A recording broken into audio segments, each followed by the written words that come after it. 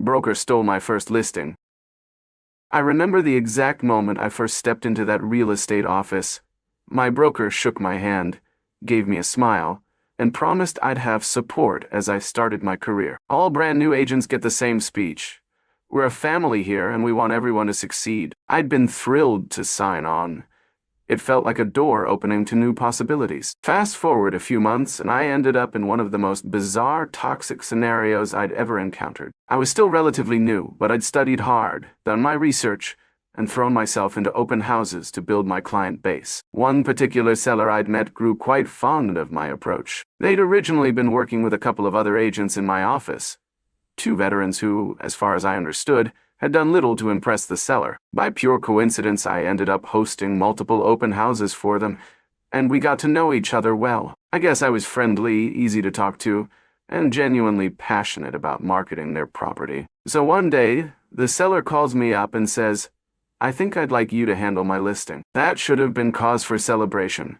My very first listing in a market as competitive as ours. In an office environment that was supposedly supportive, you'd expect some congratulations, but that's not how it went at all. Two older agents in the office, let's call them Agent A and Agent B, got wind that the seller wanted me to co-list the property alongside another colleague, not even them. That alone sent them into an uproar because they'd been assuming they'd secure this listing eventually. The client's decision to favor me felt like a betrayal in their eyes, and from that moment, the mood in the office changed. I noticed the tension. When I walked in, Agent A would stop talking and stare daggers at me. Agent B barely acknowledged my existence, but I brushed it off. This is a high-stakes business. Right. People get territorial. I just focused on finalizing the listing agreement with the clientele. They wanted me to handle about 90% of the marketing, the social media presence, and basically any modern approach to selling a home. Meanwhile, they wanted one other agent from the office as a co-listing partner,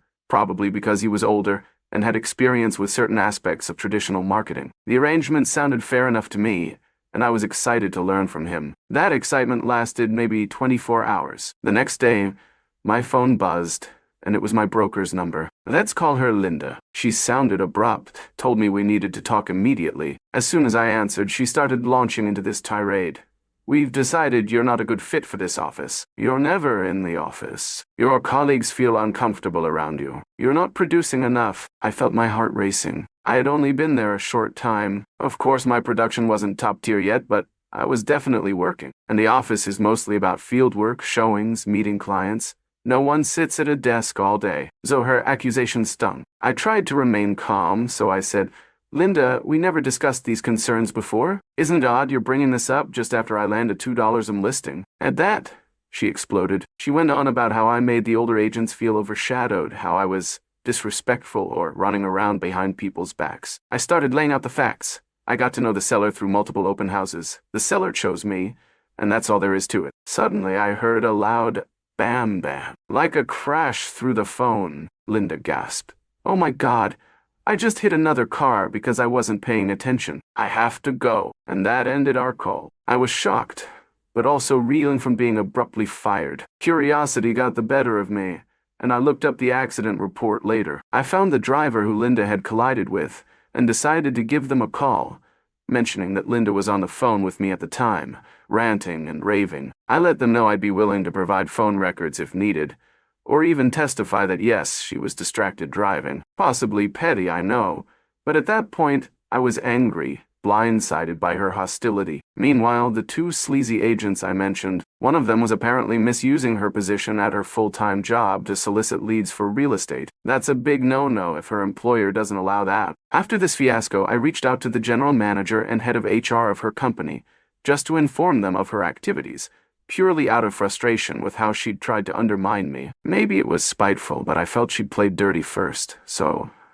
I reciprocated. What about the $2 in listing itself? Well, that ended up going to the other agent in my office, the one the client wanted to co-list with me initially. But from what I heard through the grapevine, that agent botched a key detail the seller insisted upon. Specifically, the seller wanted the pool pump left running during freezing weather. The agent ignored this or forgot, and left the pump off during a 30-degree cold snap. The next day, the pump wouldn't turn on. Possibly it's severely damaged now. Not exactly the best way to endear yourself to a high-end seller. I heard the seller is furious. At the same time, the office must have sensed that something was off about my firing, or they worried I might sue for wrongful termination or raise an ethics complaint. I'd done nothing except try to land a big listing, after all. I suspect they realized how shady it looked. New agent, stolen listing, meltdown phone call, immediate termination. Word has it they offered to refund my startup costs I'd paid to join their brokerage corporation. They probably hoped that gesture would pacify me so I wouldn't escalate matters. At this point, I'm out of a job, but I can't say I'm devastated. Working under a broker who pulls that kind of nonsense isn't ideal. The real tragedy is missing out on my first listing. It stings to know I did all the marketing legwork, built rapport with the seller, and in the end, I got kicked out so a favored agent could sweep in and close the deal. I'll buy it poorly if that pool pump incident is any indicator. The drama also confirmed how cutthroat some corners of real estate can be. People talk about real estate being about relationships and trust, but sometimes it's rife with petty turf wars, sabotage, and brokers who'd rather maintain their clique's status quo than nurture new talent. Looking back, I guess the only solace is that I have a story to tell. About the day my broker literally crashed her car mid-rant while firing me. About the day I realized how unscrupulous colleagues can be when it comes to big commissions.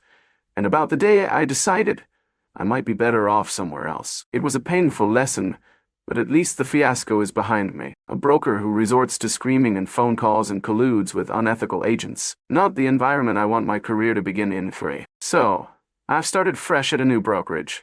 One that I hope is more open to younger agents who. I've explained the situation to them, just the essentials, and they seemed sympathetic. They also found the story of my broker's crash surreal and said they've heard rumors about that office toxic culture. Maybe it's a blessing in disguise. If I had stayed, who knows what kind of stress and sabotage I'd endure. For now, the biggest disappointment is losing that first listing. I felt I was on the cusp of proving myself, but there will be other opportunities, hopefully with clients who appreciate my hustle and with a brokerage that doesn't stab me in the back the moment I achieve something. Real estate can be messy, sure, but I'd like to believe there are decent professionals out there who handle success and competition with integrity. If nothing else, I learned a valuable lesson about doing thorough research on brokerages and being prepared for sudden, unjust politics. I'm also trying to hold on to a bit of humor. Whenever I think of that phone call, my ex-broker screaming insults, me calmly clapping back with facts, and then the noise of her car slamming into another vehicle,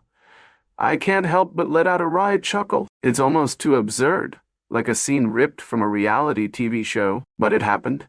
And I've got the accident report plus my phone records to prove it. If that's not a sign it was time to leave, I don't know what is.